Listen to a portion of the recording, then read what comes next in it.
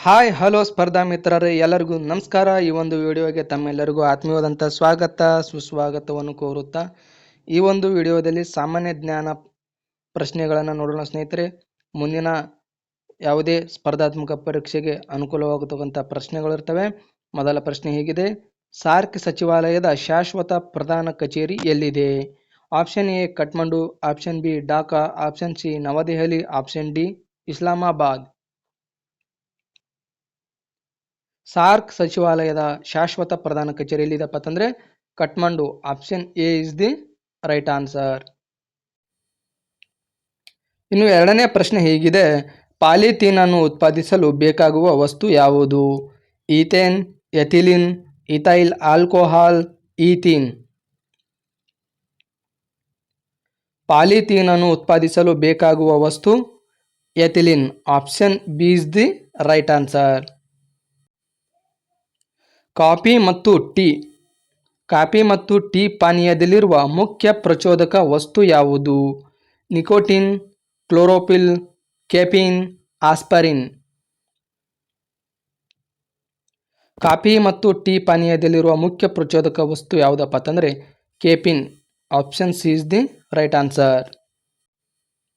ಮುಂದಿನ ಪ್ರಶ್ನೆ ಹೀಗಿದೆ: ಹೀರು ಕಾಗದವು ಸ್ಯಾಹಿಯನ್ನು ಹೀರುವ ಕ್ರಿಯೆಯು ಇದನ್ನು ಒಳಗೊಳ್ಳುತ್ತದೆ.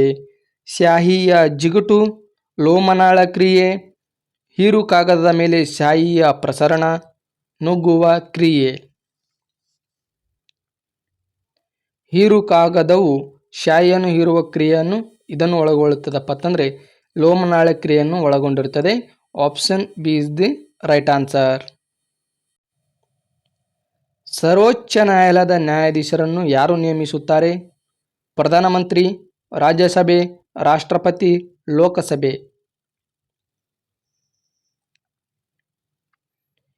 ಈ ಒಂದು ಪ್ರಶ್ನೆಗೆ ಸರಿಯಾದಂಥ ಉತ್ತರ ಆಪ್ಷನ್ ಸಿ. ರಾಷ್ಟ್ರಪತಿಯವರು ಸರ್ವೋಚ್ಚ ನ್ಯಾಯಾಲಯದ ನ್ಯಾಯಾಧೀಶರನ್ನು ನೇಮಿಸುತ್ತಾರೆ. ಆದ್ದರಿಂದ option C is the right answer. ಭಾರತೀಯ ಸಂವಿಧಾನದಲ್ಲಿ ಮೂಲತಃ ಎಷ್ಟು ವಿಧಿಗಳಿದ್ದವು? 397, 395, 408, 396. ಭಾರತೀಯ ಸಂವಿಧಾನದಲ್ಲಿ ಮೂಲತಃ ಎಷ್ಟು ವಿಧಿಗಳಿದ್ದವು ಅಂತಂದರೆ ಆಪ್ಷನ್ ಬಿ 395 ವಿಧಿಗಳಿದ್ದವು. ಭಾರತೀಯ ಸಂವಿಧಾನದಲ್ಲಿ ಮೂಲತಃ ಎಷ್ಟು ವಿಧಿಗಳಿದ್ದಂದರೆ 395. ಈ ದಿನವನ್ನು ರಾಷ್ಟ್ರೀಯ ಮತದಾರರ ದಿನವೆಂದು ಆಚರಿಸಲಾಗುತ್ತದೆ. ಯಾವ ದಿನವನ್ನು ರಾಷ್ಟ್ರೀಯ ಮತದಾರರ ದಿನವೆಂದು ಆಚರಿಸಲಾಗುತ್ತದೆ? ಜನವರಿ 26, ಜನವರಿ 25, ಜನವರಿ 24, ಜನವರಿ 23. ಜನವರಿ 25 ರಾಷ್ಟ್ರೀಯ ಮತದಾರರ ದಿನವೆಂದು ಆಚರಿಸಲಾಗುತ್ತದೆ. Option B is the right answer. ರಾಷ್ಟ್ರಪತಿಗಳು ಎಷ್ಟು ವಿಧದ ವೀಟೋ ಅಧಿಕಾರವನ್ನು ಹೊಂದಿರುತ್ತಾರೆ? 3, 2, 4, 1. ರಾಷ್ಟ್ರಪತಿಗಳು ಎಷ್ಟು ವಿಧದ ವೀಟೋ ಅಧಿಕಾರವನ್ನು ಹೊಂದಿರುತ್ತಾರೆ ಅಂದರೆ 3 ವಿಧದ ವೀಟೋ ಅಧಿಕಾರವನ್ನು ಹೊಂದಿರುತ್ತಾರೆ. Option A is the right answer. ರಾಜ್ಯಗಳ ಪುನರ್ರಚನೆಗೆ ನೇಮಕವಾದ ಮೊದಲ ಸಮಿತಿ ಅಧ್ಯಕ್ಷರು ಯಾರು? ಜೆ.ವಿ. ಪಾಲ್, ಎಸ್.ಕೆ. ದಾರ್, ಜವಾಹರ್ಲಾಲ್ ನೆಹರು, ಫಜಲ್ ಅಲಿ. ರಾಜ್ಯಗಳ ಪುನರ್ರಚನೆಗೆ ನೇಮಕವಾದ ಮೊದಲ ಸಮಿತಿ ಅಧ್ಯಕ್ಷರು ಯಾರಪ್ಪ ಅಂತಂದ್ರೆ ಎಸ್.ಕೆ. ದಾರ್ ಅವರು. Option B is the right answer. ಈ ಕೆಳಗಿನವುಗಳಲ್ಲಿ ಯಾವ ರೇಖೆಯು ಭಾರತವನ್ನು 2 ಸಮಾನ ಭಾಗಗಳಾಗಿ ವಿಂಗಡಿಸುತ್ತದೆ? ಕರ್ಕಾಟಕ ಸಂಕ್ರಾಂತಿ ವೃತ್ತ, ಮಕರ ಸಂಕ್ರಾಂತಿ ವೃತ್ತ, ಸಮಭಾಜಕ ರೇಖೆ, ಆರ್ಕಟಿಕ್ ವೃತ್ತ. ಈ ಕೆಳಗಿನ ಯಾವ ರೇಖೆಯು ಭಾರತವನ್ನು 2 ಸಮಾನ ಭಾಗಗಳಾಗಿ ವಿಂಗಡಿಸುತ್ತದೆ ಅಂದರೆ ಕರ್ಕಾಟಕ ಸಂಕ್ರಾಂತಿ ವೃತ್ತ. Option A is the right answer. 1914ರಲ್ಲಿ ಕೋಲ್ಕತ್ತಾದಲ್ಲಿ ನಡೆದ ಪ್ರಥಮ ಭಾರತೀಯ ವಿಜ್ಞಾನ ಕಾಂಗ್ರೆಸ್ಸಿನ ಅಧ್ಯಕ್ಷರಾಗಿದ್ದವರು ಯಾರು? ಪ್ರಥಮ ಭಾರತೀಯ ವಿಜ್ಞಾನ ಕಾಂಗ್ರೆಸ್ಸಿನ ಅಧ್ಯಕ್ಷರಾಗಿದ್ದವರು ಯಾರು? Prafulla Chandra Ray, J C. Bose, sir Ashutosh Mukherjee, Leonard Rogers.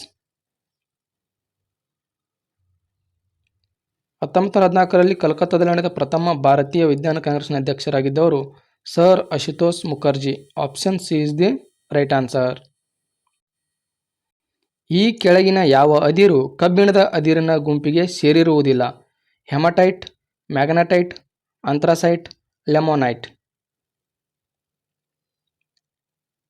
ಇದಕ್ಕೆ ಸರಿಯಾದಂಥ ಉತ್ತರ ಆಪ್ಷನ್ ಸಿ ಅಂಥ್ರಾಸೈಟ್ ಕಬ್ಬಿಣನ ಅದಿರಿನ ಗುಂಪಿಗೆ ಸೇರಿರುವುದಿಲ್ಲ. Option C is the right answer.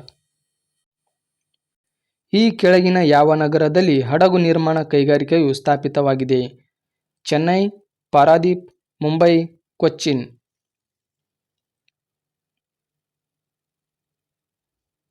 ಈ ಕೆಳಗಿನ ಯಾವ ನಗರದಲ್ಲಿ ಹಡಗು ನಿರ್ಮಾಣ ಕೈಗಾರಿಕೆ ಸ್ಥಾಪಿತವಾಗಿದೆ ಅಂದರೆ Cochin. Option D is the right answer. ಇದು ಕಾವೇರಿ ನದಿಯ ಉಪನದಿ ಅಲ್ಲ. ಹೇಮಾವತಿ, ಅರ್ಕಾವತಿ, ಭೀಮಾ, ಶಿಂಷಾ.